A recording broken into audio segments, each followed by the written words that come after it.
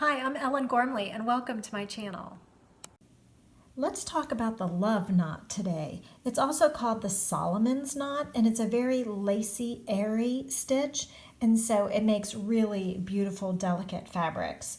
You can make the stitch out of any yarn and just match your yarn with the hook for the right match. This is probably a J hook, and this is a worsted weight yarn, so perhaps this hook is a little bit big for this yarn, but I like big hooks.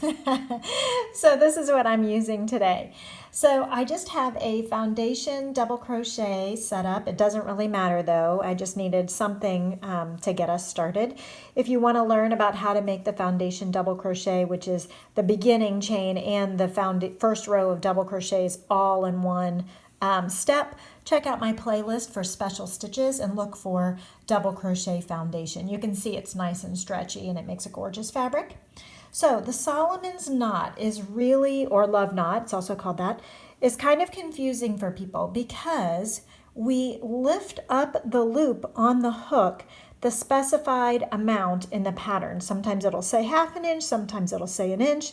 And it's your job to eyeball it and to be careful to make it uniform every time you make the stitch. So I'm going to make mine about 1 inch, maybe a little less here. Make that loop on the hook a little large, yarn over and pull through the big loop on the hook. I like to hold it with my thumb and forefinger so that it is open. And then we will insert the hook in the same stitch and make a single crochet. And that is a love knot. It's also the Solomon's knot. So let's do it again. I'm going to go ahead and just double crochet, skip a stitch and double crochet, just because. Okay.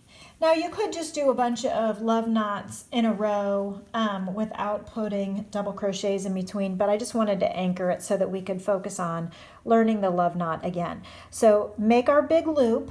Make it the same as the previous stitch you just made. You know, you want to be consistent. Trying to show you different angles here of how it looks. Yarn over and pull through the loop.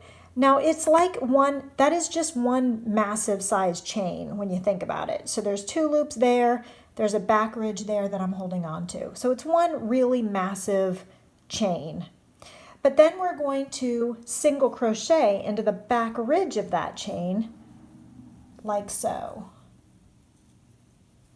And you end up with this really elongated chain with the V on the top, the back ridge or back bump or back bar on the back, and you've single crocheted into it.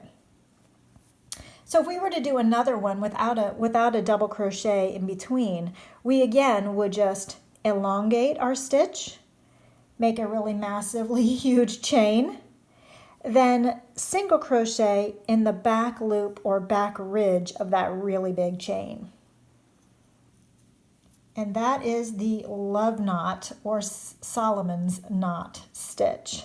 So if we wanted just to keep doing that, we could, or we could skip a few stitches, make a regular double crochet, and then make another one. So you can see it gets to be like a really loose fabric, very airy, with little single crochets in between. Also, you can tell here that this one, the second one I made, is slightly bigger than the first one. I didn't intend for that to happen. I just didn't measure or guess correctly. It's really hard to guess the amount of how big to make that loop. If you are really into making it exactly, precisely as uniform as possible, you can maybe use your finger as a measure. So if your pattern doesn't specify how big of a loop to make, for instance, this is where my hook belongs in the stitch, but if I want to try and make it a uniform measure, I could lift up the loop, measure it with my finger, tighten it a little bit, and then use my finger as the standard measure when making subsequent ones. Then I would, on the next stitch, return to that same measure of my finger, kind of put it on my finger so that my finger is now how big the loop is going to be, and pull through a chain through there. and then do the single crochet through the back ridge, back bar of the big ol' that's a technical term, big old chain. And that makes it more uniform if you want to do it that way. But follow your pattern, because your pattern will tell you how big of a loop probably to make. And if it doesn't tell you how big of a loop to make for your pattern, then you might just have to do some swatching. Sometimes in life, swatching is what's necessary so that you know what's going to happen and you can continue to go the way you want to go. So let's see, I'm going to chain one big stitch, double crochet in the first chain the first stitch as I'm turning. This is not a pattern. This is me just playing with Solomon's knot or love knot.